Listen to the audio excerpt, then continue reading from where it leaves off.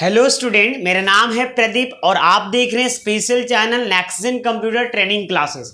मैं आज की क्लासेस में बात करने वाला हूं। अगर आप बिहार बेल्ट्रॉन का स्टूडेंट तैयारी कर रहे हैं तो ये आपके लिए क्लासेस खास होने वाला है और ये चैनल ही आपके लिए खास है क्योंकि स्पेशली फॉर बिहार बेल्ट्रॉन का हम तैयारी करवा रहे हैं स्टूडेंट। अभी तक जितना भी चैनल पे आप देखिएगा स्टार्टिंग से लेके ओनली फॉर बिहार बेल्ट्रॉन का हम डाले हैं वीडियो। बस समझ में आ रहा ना। पार्ट 1 से लेके आपको यहाँ पे मिल जाएगा पार्ट 92, मतलब कम से कम है ना 80 से 90 घंटा का कंटेंट इस पे अवेलेबल है। साथ ही साथ मैं इंटरनेट चैप्टर कवर कर रहा हूँ। इस पे ऑलरेडी वर्ड पूरा कंप्लीट हो चुका है ना। उसके पूरा थ्योरी के साथ स्टूडेंट, PYQ वगैरह के साथ एकदम स्टूडेंट है ना। MS एक्सेल हो चुका है पूरा डिटेल्स से एकदम, और MS पावर पॉइंट भी हो चुका है। अभी मैं पढ़ा रहा हूँ इंटरनेट का 1 2 3 4 क्लासेस हो चुका है। मैं आज 5 क्लासेस थे। अगर पिछला वीडियो आप नहीं देखे इंटरनेट का जरूर देखिएगा, बस एकदम थंबनेल्स में लगा हुआ स्टूडेंट। आज मैं इंटरनेट का क्लास नंबर 4 में IP एड्रेस को डिटेल में पढ़ूंगा। 5 नंबर क्लास है। तो चलिए हम स्टार्ट करते हैं। तो सबसे पहले नंबर IP एड्रेस क्या होता है। सबसे पहले ध्यान दीजिएगा कि IP एड्रेस क्या होता है ना। IP एड्रेस स्टूडेंट यहाँ पे समझिएगा, जब किसी है ना IP एड्रेस, IP का फुल फॉर्म क्या होता है, इंटरनेट प्रोटोकॉल। तो IP एड्रेस क्या होता है, जब किसी इंटरनेट है ना कनेक्ट करते हैं, बात समझ में आ रहा ना, जब कोई इंटरनेट वगैरह कनेक्ट करते हैं तो सर्वर क्या होता है स्टूडेंट। जब कोई हम लोग इंटरनेट चलाते हैं तो इंटरनेट पे कोई भी मतलब चीज़ों को एक्सेस करना चाहते हैं तो सर्वर क्या करता है, एक IP एड्रेस प्रदान करता है। क्या करता है, IP एड्रेस मतलब देता है। हर कंप्यूटर का अलग अलग IP एड्रेस होता है। तो चलिए थोड़ा सा हम डेफिनेशन के साथ आप लोग को लिख के समझा देते हैं ताकि लिखा हुआ चीज़ आप लोग कॉपी में एज ए नोट्स के रूप में बना लेते हैं तो ज़्यादा टाइम याद रहता है। तो यहाँ पर लिख लीजिएगा स्टूडेंट, यहाँ पे जब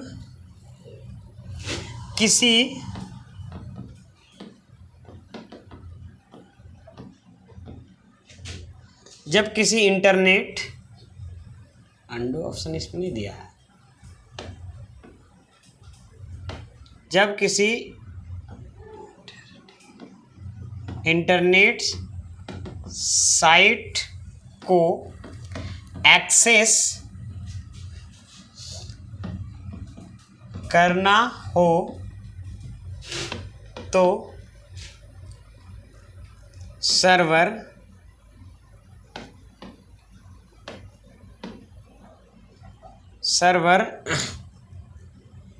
हमेशा एक IP एड्रेस प्रदान करता है। IP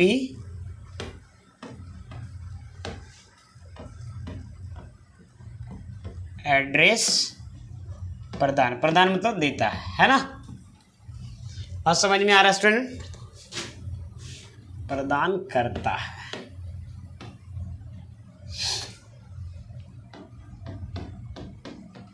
समझिए स्टूडेंट, यहाँ पे जब किसी इंटरनेट साइट को एक्सेस करते हैं, एक्सेस मतलब आप जैसे कोई वेबसाइट को आप खोलते हैं तो है ना, सर्वर जो कंप्यूटर होते हैं वो क्या करता है, IP एड्रेस प्रदान करता है। बस समझ में आ रहा ना। अगर बोला जाए कि जब यहाँ पे क्वेश्चन इस टाइप का बन सकता है कि बताइए जब हम कोई भी चीज़ सर्च करते हैं तो सर्वर कंप्यूटर क्या प्रोवाइड करता है, तो क्या हो जाएगा स्टूडेंट, यहाँ पे IP एड्रेस प्रोड्यूस करता है स्टूडेंट। IP एड्रेस प्रदान करता है।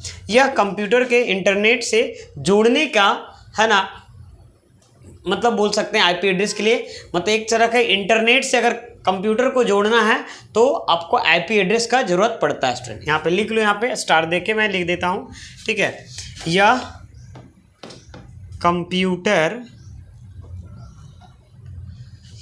यह कंप्यूटर को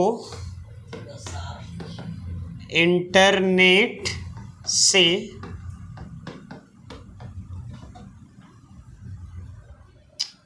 इसमें अंडो ऑप्शन देना चाहिए था।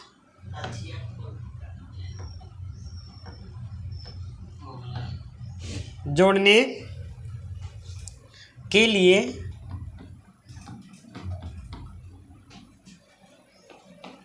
सबसे ज़्यादा जरूरी चीज़ें क्या है? सबसे जरूरी है। देखो अगर पूछा जाता है, जैसे मान लो क्वेश्चन इस टाइप का हो सकता है, ध्यान दीजिएगा कि यह कंप्यूटर को इंटरनेट से जोड़ने के लिए सबसे ज़रूरी है। मतलब यहाँ पे यह कंप्यूटर को इंटरनेट से जोड़ने के लिए सबसे मतलब कंप्यूटर से इंटरनेट से को जोड़ने के लिए सबसे ज़रूरी चीज़ें क्या है? तो यहाँ पे क्या होगा? आईपी एड्रेस हो जाएगा। ध्यान दीजिए, ये क्वेश्चन आया हुआ है कि यह कंप्यूटर को इंटरनेट से जोड़ने के लिए सबसे ज़रूरी है कौन? IP address. तो यहाँ पे क्वेश्चन ऐसा बनेगा कि बताइए कि आईपी कंप्यूटर को इंटरनेट से जोड़ने के लिए 4 ऑप्शन दिया रहेगा। तो चीज़ें क्या है? तो क्या सबसे ज़्यादा जरूरी वहाँ पर रहेगा? पीसी रहेगा, और भी रहेगा स्टूडेंट, ठीक है, प्रिंटर रहेगा, या और भी कुछ रहेगा। तो सबसे जो ज़्यादा जरूरी चीज़ें हैं वो क्या होगा स्टूडेंट? यहाँ पे है ना, आईपी एड्रेस हो जाएगा। चलिए नेक्स्ट है स्टूडेंट, ऐसे कंप्यूटर रहेगा तभी तो हम यूज कर पाएंगे। यह कंप्यूटर की पहचान को दर्शाता है। यह कंप्यूटर की पहचान को दर्शाता है। इसका मतलब क्या हुआ? इसका मतलब ये हुआ, जैसे आप देखते हैं ना कि अगर आप कोई रनिंग में बीएसएफ या किसी भी चीज़ का रनिंग में जाते हैं तो आपको एक बैच नंबर मिल जाता है, ठीक है, या कोई फुटबॉलर का आप देखते होंगे तो बैच नंबर या जर्सी नंबर मिल जाता है। उसी तरीके से जब आप इंटरनेट चलाते हैं तो आपको सर्वर के द्वारा एक आईपी एड्रेस दे दिया जाता है। इसी से यूनिक आइडेंटिफिकेशन होता है कि ये मतलब डेटा सर्च किया है तो उसी का कंप्यूटर में डेटा आपका जाएगा। बात समझ में आ रहा है कि ना? तो ये कंप्यूटर की पहचान को दर्शाता है और हमेशा अलग अलग कंप्यूटर का अलग अलग आईपी एड्रेस, मतलब है ना, सभी कंप्यूटर का अलग अलग आईपी एड्रेस होता है स्टूडेंट। ये समझ में आ गया यहाँ पे, ठीक है।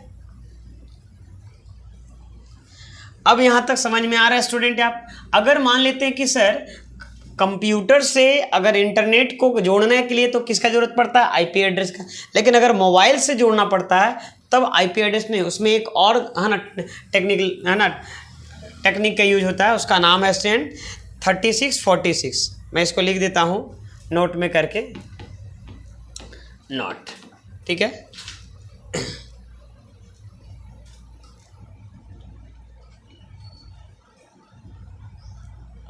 इंटरनेट से जोड़ने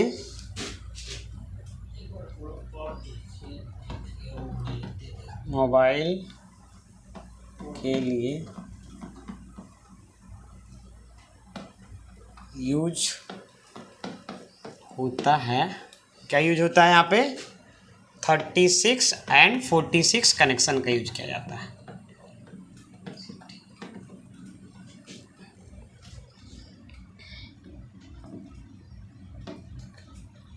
कनेक्शन का प्रयोग करते हैं,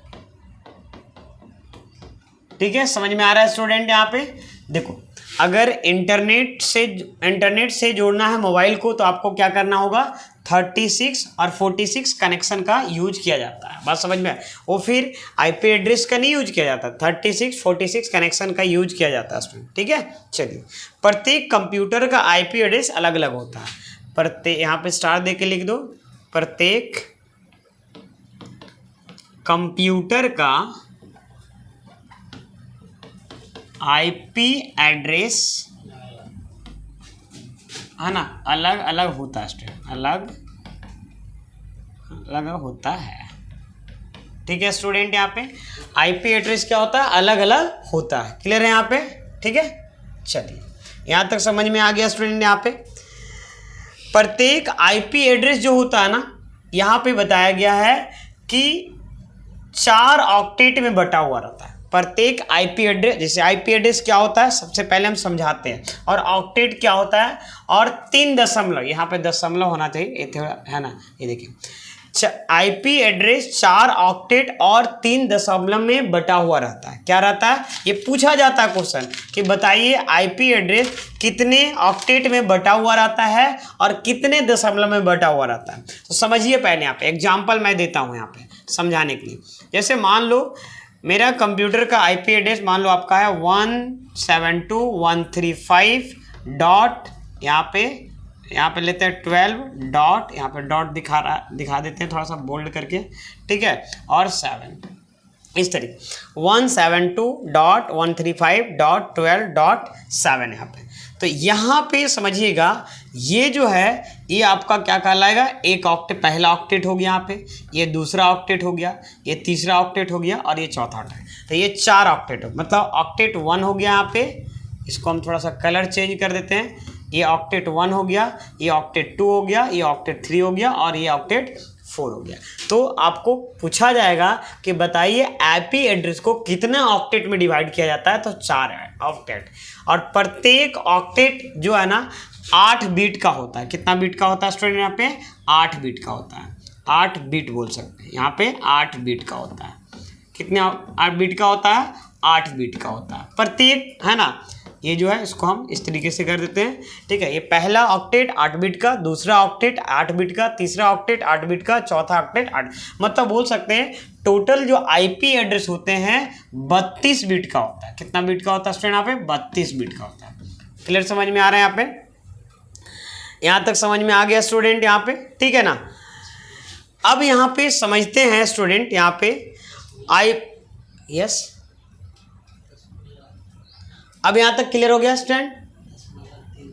अब यहाँ पे स्टूडेंट यहाँ पे पूछा जाता है क्वेश्चन कि ये 4 ऑक्टेट में तो बटा हो रहता है, और बताइए आईपी एड्रेस कितने दशमलव में रहता है, तो इसमें बताओ तो कितने दशमलव है, 1 2 3। तो यहाँ पे नोट बनाकर लिख लीजिए स्टूडेंट, यहाँ पे आईपी एड्रेस को अब देखो एक चीज़ और ध्यान देना है, यहाँ पे लिख लीजिए, यहाँ पे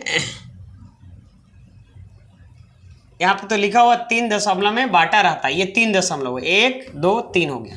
तो ये याद रखना है कि आईपी एड्रेस 4 ऑक्टेट में बटा रहता है और 3 दशमलव में रहता है। यहाँ तक क्लियर है। अब यहाँ पे समझना है, ये पहले दो दिख रहा है आपके, यहाँ पे दिखा देते हैं। ये जो पहले 2 है स्टूडेंट, यहाँ पे ये वाला, इसको बोलते हैं यहाँ पे नेटवर्क आईडी। पहले 2 जो एड्रेस होता है, पहले 2 ऑक्टेट जो होता है वो किसको दर्शाता है, नेटवर्क आईडी को, नेटवर्क आईडी को। ये क्वेश्चन कई बार एग्जाम में आए हुए हैं कि बताइए कि आईपी एड्रेस में पहला 2 ऑक्टेट जो होता है किसको दर्शाता है, तो नेटवर्क आईडी। नेटवर्क आईडी का मतलब किस कंपनी का नेटवर्क यूज करें, इट मीन देखा जाए तो किस कंपनी को दर्शाता है। बस समझ में आ रहा ना, पहला जो एड्रेस है स्टूडेंट किस कंपनी का है वो ऑक्टेट, वो जैसे मान लिया आप एयरटेल का लिए तो एयरटेल का मतलब आईपी एड्रेस यूज कर रहे हैं तो एयरटेल का हो जाएगा, वास्तव में मतलब आपको किस कंपनी का है वो दर्शाता है। अब दूसरा जो आईपी एड्रेस होता है यहाँ पे, ये जो दूसरा ऑक्टेट होता है ये आपका 2 ऑक्टेट नेटवर्क आईडी को दर्शाता है, इट मीन्स दर्शाता है इंटरनेट किस कंपनी का है। और दूसरा जो है यूजर आईडी को दर्शाता है, ठीक है, दूसरा यूजर आईडी को दर्शाता है, ठीक है। यूजर आईडी बोल सकते हैं या होस्ट आईडी भी बोल सकते हैं, होस्ट आईडी भी बोल सकते हैं, या कंप्यूटर भी बोल सकते हैं स्टूडेंट कि कंप्यूटर को दर्शाता है, ठीक है। समझ में आ गया यहाँ पे। अब यहाँ तक समझ में आ गया कि ये 2 ऑक्टेट नेटवर्क आईडी को, ये बहुत वेरी इंपॉर्टेंट, इसीलिए बार बार रिपीट कर रहा है। और ये 2 ऑक्टेट जो बाद वाला है वो यूजर को दर्शाता है या होस्ट आईडी को दर्शाता है या कंप्यूटर को दर्शाता है, तीनों बोलो एक ही चीज़ें हैं। यहाँ तक क्लियर समझ में आया कि नहीं आया, यहाँ तक समझ में आ गया। तो यहाँ पे लिख सकते हैं कि यहाँ पे इसमें लिख दे, तो यहाँ पे पहले 2 आईपी एड्रेस का पहले 2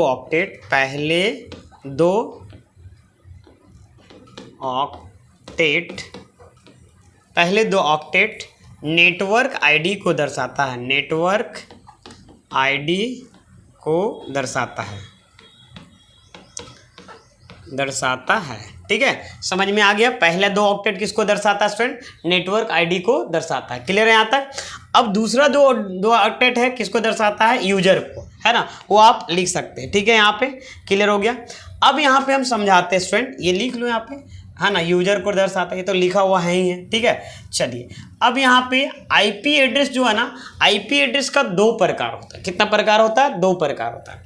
कौन कौन सा स्टूडेंट होता है यहाँ पे आईपी एड्रेस का? एक स्टैटिक आईपी एड्रेस होता है और दूसरा क्या होता है? डायनेमिक है। नाम से ही पता चलता है कि ये फिक्स रहता है और ये बदलता रहता है। बात समझ में आ रहा ना? यहाँ पे लिख दो, यहाँ पे लिख दो स्टूडेंट जो है ना कभी नहीं बदलता, कभी नहीं बदलता। ठीक है, इसको थोड़ा सा हम हटा देते हैं। जो कभी नहीं बदलता स्टूडेंट, उसे हम क्या बोल सकते हैं, है ना? कौन सा आईपी एड्रेस बोलते हैं? स्टैटिक आईपी एड्रेस बोलते हैं। क्या बोलते हैं? Static IP address. ध्यान से समझिएगा, जो कभी नहीं बदलता उसको कौन सा आईपी एड्रेस बोला जाता है? देखो, आईपी एड्रेस से रिलेटेड क्वेश्चन आएगा ना, नहीं छूटेगा, हम आपको बता दे रहे हैं। बढ़िया से अगर आप क्लासेस कर लेते हैं, कोई भी एग्जाम में, इस एग्जाम में तो है ही, कोई भी एग्जाम में मैं इतना अच्छे से पढ़ाने का कोशिश कर रहा हूँ पे, ठीक है ना? स्टैटिक आईपी एड्रेस जो कभी बदलता ही नहीं है और जो बदलता रहता है, यहाँ पे बोल सकते हैं जो बदलता रहता है, बदलता रहता है। जितना बार सर्च करेंगे उतना बार आपको बदलते रहता है। तो इसको हम क्या बोल सकते हैं स्टूडेंट यहाँ पे, कि जो कभी नहीं बदलता है उसको हम स्टैटिक आईपी एड्रेस बोलते हैं, और जो बदलता रहता है उसको हम क्या बोल सकते हैं? Dynamic IP address. वहाँ पे क्वेश्चन आएगा, बताइए किस प्रकार के आईपी एड्रेस जो बदलते हैं, बस समझ, तो डायनेमिक हो जाएगा, है ना? चलिए यहाँ पे अब यहाँ पे समझते हैं आईपी एड्रेस के वर्जन के बारे में। क्या समझते हैं? आईपी एड्रेस के वर्जन। आईपी एड्रेस का 2 वर्जन पॉपुलर है स्टूडेंट, 2 वर्जन ही होता है, ठीक है ना? कौन कौन सा? IPv4 होता है, IPv4, और दूसरा होता है IPv6 होता है। IPv का मतलब क्या हुआ? इंटरनेट प्रोटोकॉल वर्जन 4, और IPv6 का मतलब क्या हुआ? Internet protocol version 6। ठीक है, यहाँ पे पूछा जाएगा कि बताइए IPv4 और IPv6 किसके टाइप है? तो एक वर्जन का एक टाइप है। अब यहाँ पे समझते हैं कि IPv4 जो होता है ना 32 बिट्स का होता है। कितने बिट का होता है IPv4? 32 बिट्स का IPv4 है ना, होता है स्टूडेंट। यहाँ पे 32 बिट का होता है, और जबकि ये जो होता है ये आईपी एड्रेस IPv6 वाला जो आईपी, ये नया है ना, और ये सबसे पुराना, मतलब ये आईपी एड्रेस मतलब इसलिए लाया गया कि अगर फुल हो जाता है आईपी एड्रेस तो आपको यहाँ पे क्या होगा, फिर इसका यूज किया जाएगा। फिलहाल अभी इसी को टाइम लग जाएगा भरने में, और ये जो है ना 128 बिट का होता है। अभी मैं पूरा डिटेल में एक्सप्लेन करूँगा और अच्छे से आप लोग को समझ में आ जाएगा, कोई दिक्कत स्टूडेंट नहीं होगा। ठीक है, क्लियर, समझ में आ गया? इंटरनेट प्रोटोकॉल यहाँ पे वर्जन 4 हो गया, और इंटरनेट प्रोटोकॉल वर्जन क्या हो गया? यहाँ पे 6 हो गया। ठीक है ना, यहाँ पे लिख लो IPv कितने है ना, 32 बिट का होता है और 128 बिट का होता है। क्लियर है? IPv4 यहाँ पे लिख दो स्टार देके, IPv4 में एक ऑक्टेट, अभी फिर समझाए थे कि ऑक्टेट क्या होता है, ठीक है ना? ऑक्टेट है ना कितने बीट का होता है, क्वेश्चन आ जाता है, कितने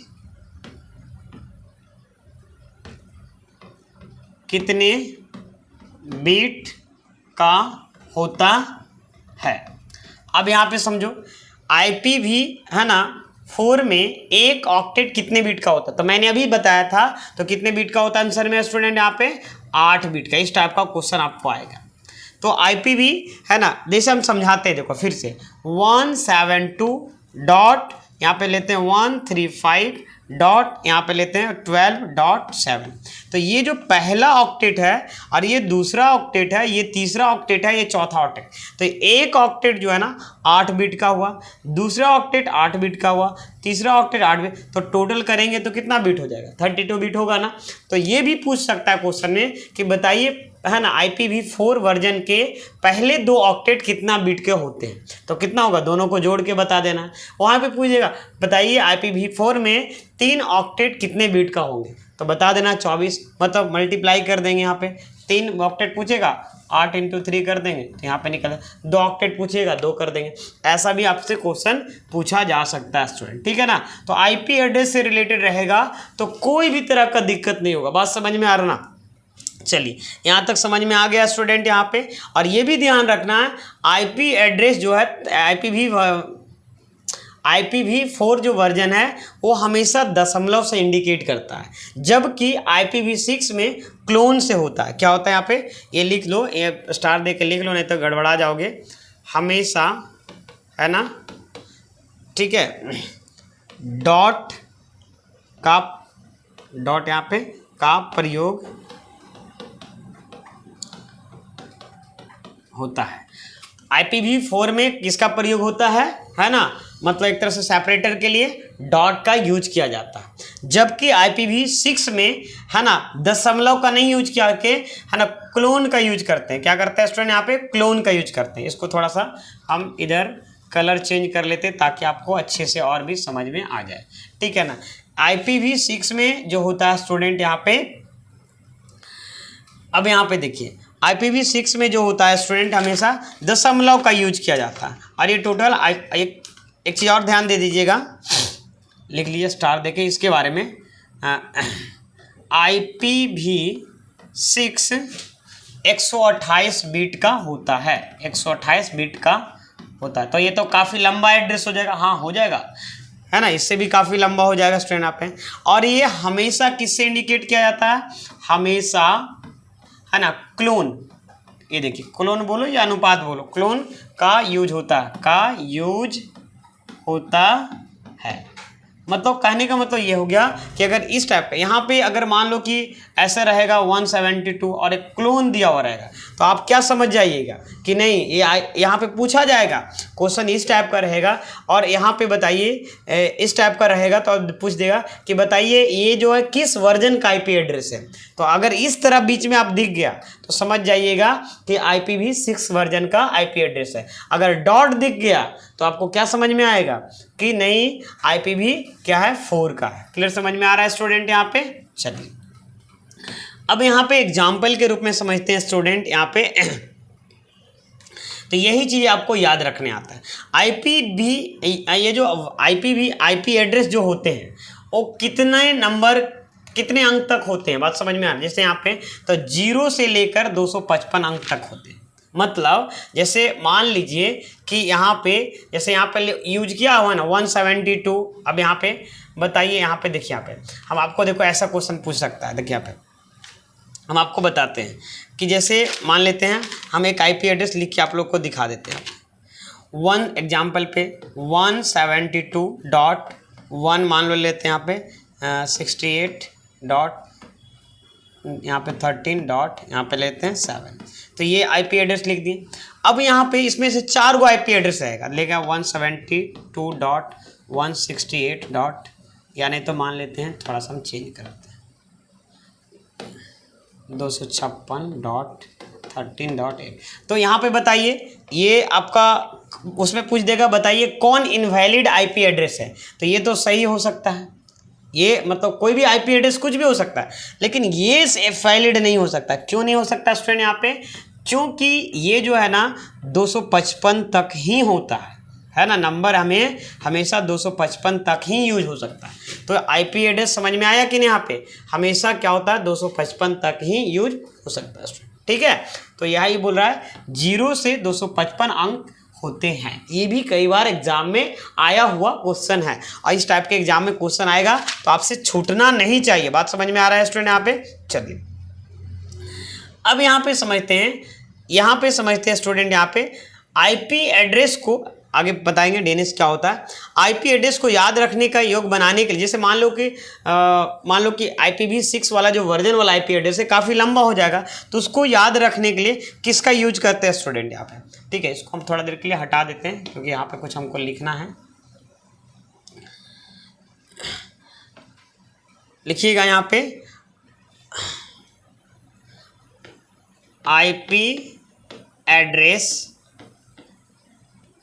IP एड्रेस को याद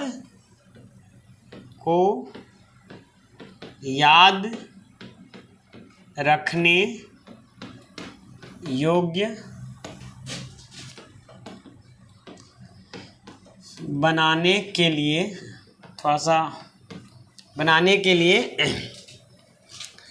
DNS का यूज होता है। किसका यूज होता है स्टूडेंट, DNS का यूज होता है।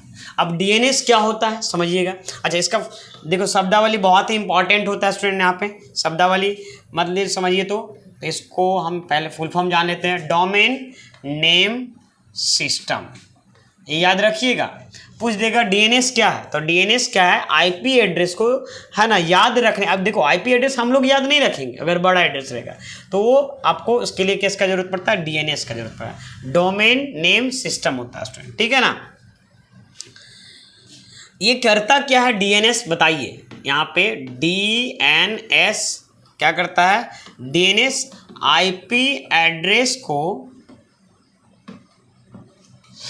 डोमेन नेम में बदलता है। डोमेन नेम में बदलता है। क्या करता है स्टूडेंट, बदलता है।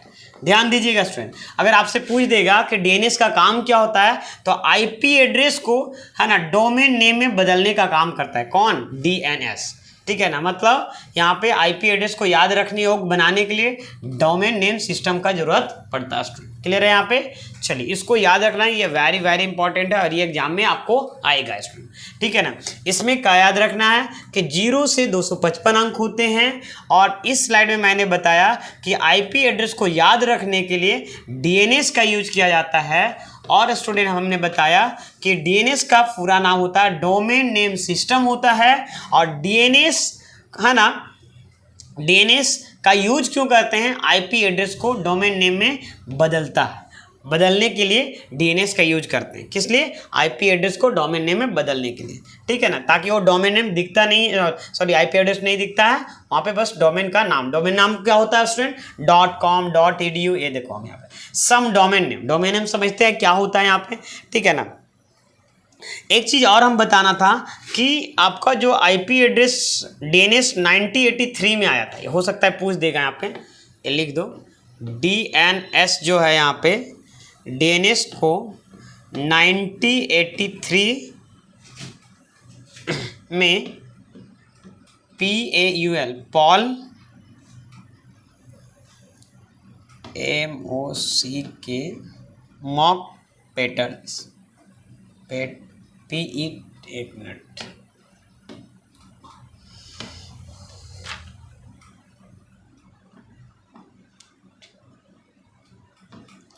मॉक पैट्रिस और एक जनाना है जॉन पोस्टल, JOHN पोस्टल ने प्रस्तावित किया था।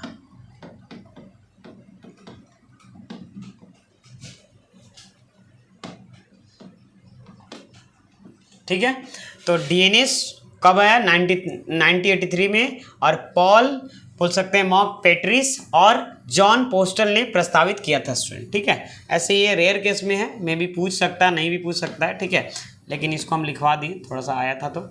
अब यहाँ पे स्टूडेंट सम डोमेन नेम, डोमेन नेम आप लोग बताइएगा कमेंट बॉक्स में कि डोमेन नेम क्या क्या होता है, ठीक है ना। और आप लोग सारे स्टूडेंट लोग मॉक टेस्ट जरूर दीजिए, है ना। और आप लोग टेलीग्राम पे जुड़ जाइएगा स्टूडेंट, क्योंकि टेलीग्राम पे जुड़े हुए रहते हैं। कभी कभी क्लास अगर नहीं होता ना तो वहाँ पे मैसेज कर दूंगा, बात समझ में आ रहा ना, ठीक है ना। तो टेलीग्राम से जुड़ जाइए और उसमें बहुत सारा PDF वगैरह है ना शेयर करता हूँ और लिंक वगैरह भी, तो उससे जुड़ जाइए। और व्हाट्सअप ग्रुप है उस पर भी जुड़ सकते हैं। तो चलिए यहाँ पे उससे इन्फॉर्मेशन मिलता रहेगा, ठीक है। अब यहाँ पे स्टूडेंट क्या है, सम डोमेन नेम, डोमेन नेम क्या हो सकता है, .com हो सकता है, .edu हो सकता है। चलो मैं यहाँ पे बदली देता हूँ कुछ डोमेन नेम, ये देखिए यहाँ पे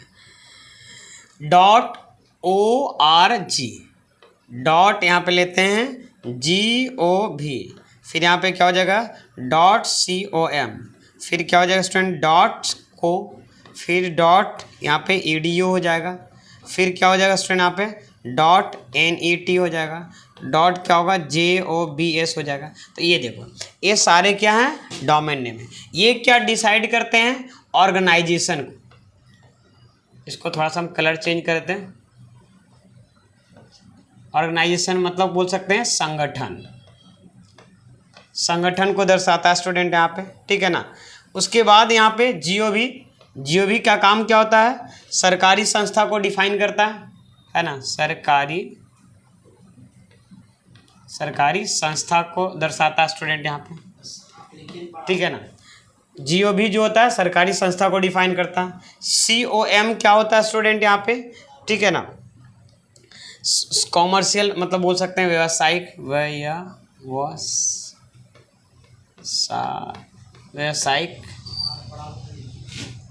व्यावसायिक संगठन को दर्शाता है, मतलब कॉमर्शियल बोल सकते हैं, ठीक है,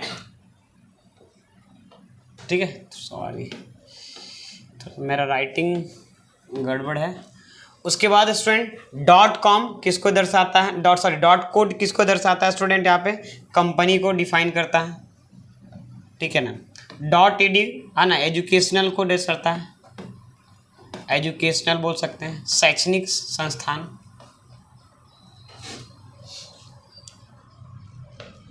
शैक्षणिक संस्थान,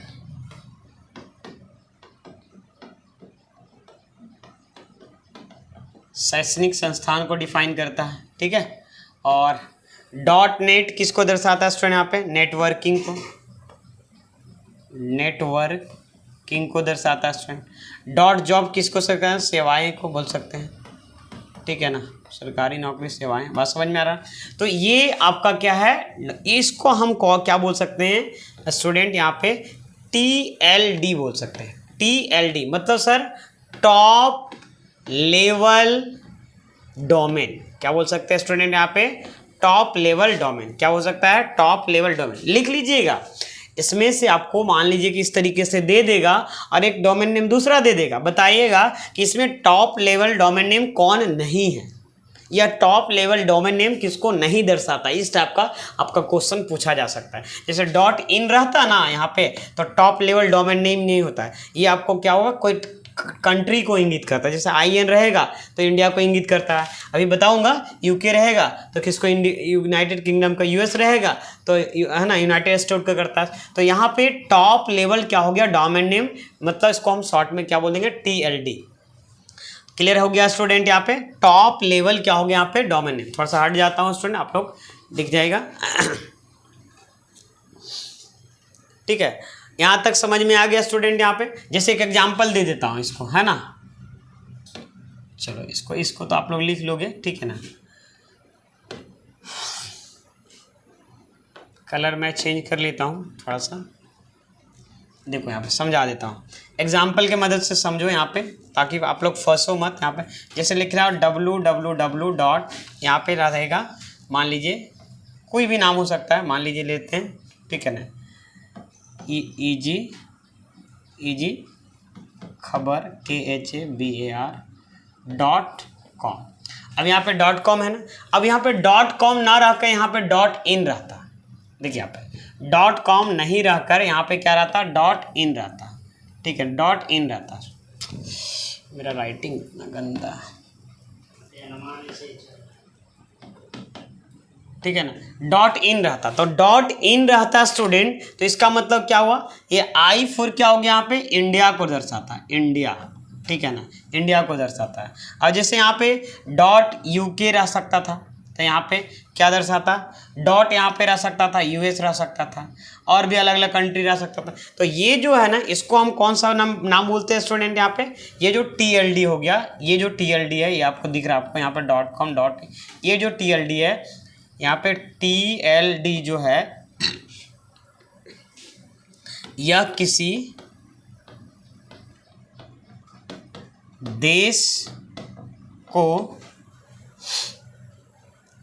देश की तरह इंगित करता, देश की तरह इंगित करता है,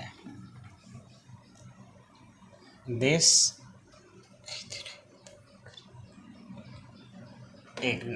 की तरह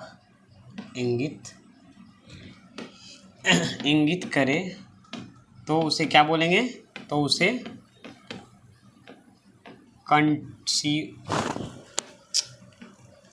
कंट्री डोमेन कहते हैं, COUNTR,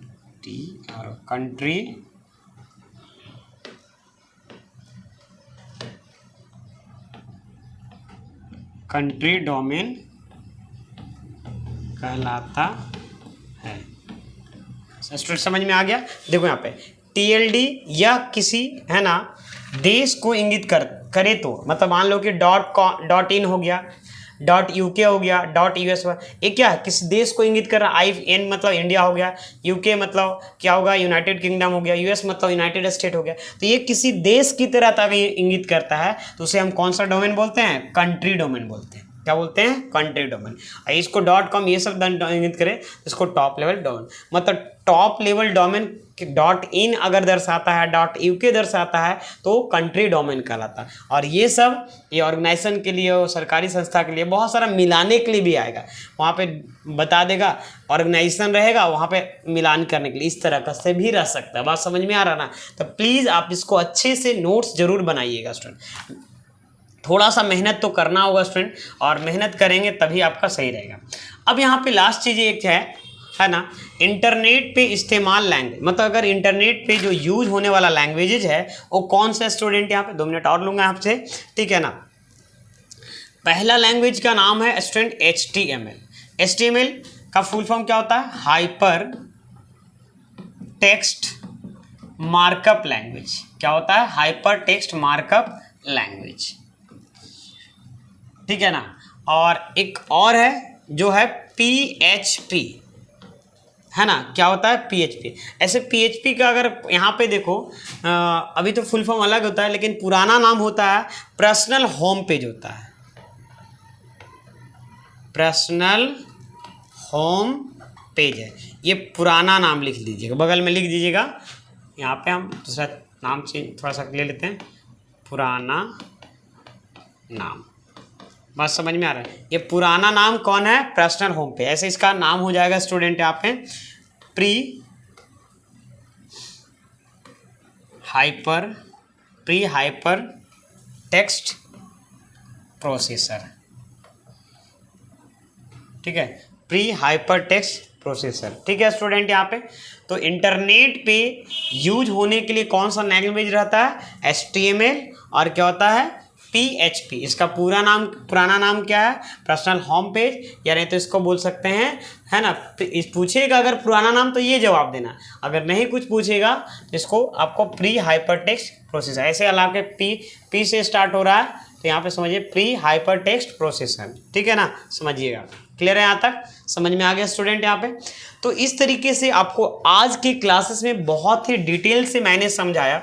और प्लीज़ आप लोग पता है ना, इंटरनेट में चाहते हैं कि एक भी चीज़ें नहीं छूटे, एक भी क्वेश्चन नहीं छूटे, तो आप 1 से लेके यहाँ तक, है ना, 4 वीडियो तक देखिए। और जो मैं आज दे रहा हूँ वो 5 वीडियो नंबर आपको मिलेगा। अब यहाँ पे है स्टूडेंट, कहीं ना कहीं आपको इस तरह से पढ़ाई करते हैं तो इंटरनेट से एक भी, जैसे IP एड्रेस से आज की क्लास अगर ढंग से कर लिए होंगे तो एक भी आपका क्वेश्चन नहीं छूटेगा।